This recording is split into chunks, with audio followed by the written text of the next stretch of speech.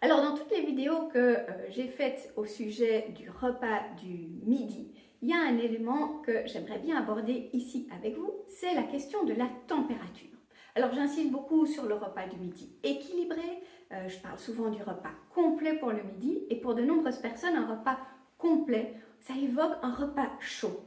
En fait, un repas complet, ce n'est pas une question de température, c'est une question de bonne proportion. Est-ce que j'ai assez de légumes? Est-ce que j'ai une vraie portion de protéines? Est-ce que j'ai la bonne quantité de féculents? Mais la température au niveau des besoins du corps, ça n'a pas d'importance. On peut avoir un repas de midi complet qui soit chaud, on peut avoir un repas de midi complet qui soit froid. On peut également avoir un repas chaud le midi, mais qui soit complètement déséquilibré, disproportionné, tout comme on peut avoir quelque chose de froid qui soit également dans les mauvaises proportions. Mais donc, la température de votre repas de midi n'a pas d'impact sur le côté équilibré ou non. Alors, si on creuse encore un petit peu cette question de température et est-ce qu'il vaut quand même mieux chaud ou froid, la réponse la plus simple et la plus rapide, c'est de vous dire ben non, en fait, ça n'a pas d'importance. Alors, je vais quand même nuancer un petit peu parce que, comme toujours en alimentation, quand on creuse un petit peu, on a des infos supplémentaires.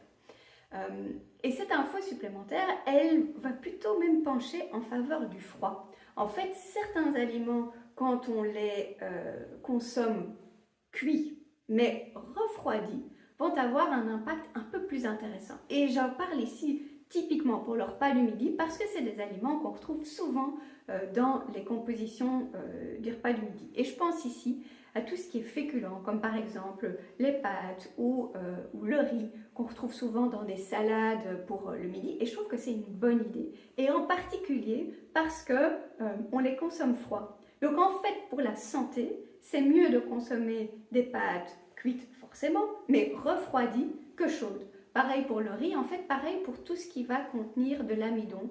On pourrait dire à la grosse louche tout ce qui concerne les céréales. Alors c'est un petit peu technique, je vous l'évoque juste ici pour les curieux. D'où est-ce que ça vient cet intérêt de consommer les pâtes ou le riz plutôt froid que chaud? En fait, c'est la présence d'amidon dans ces aliments. Lors de la cuisson, la structure de l'amidon change et va se rapprocher déjà de glucose, une forme de sucre. Et en refroidissant, l'amidon devient ce qu'on appelle résistant. Et là, donc, ça veut dire qu'il sera digéré moins vite et qui va vous donner une énergie qui sera plus équilibrée, qui sera plus longue, plus étirée tout au long de l'après-midi. Donc, on mange les pâtes, le riz froid à midi, c'est une bonne idée, avec bien sûr beaucoup de légumes, une bonne portion de protéines également. Et le fait qu'il soit froid, eh bien, ça va contribuer à une énergie qui soit plus longue par rapport à la version cuite et mangée quand c'est chaud.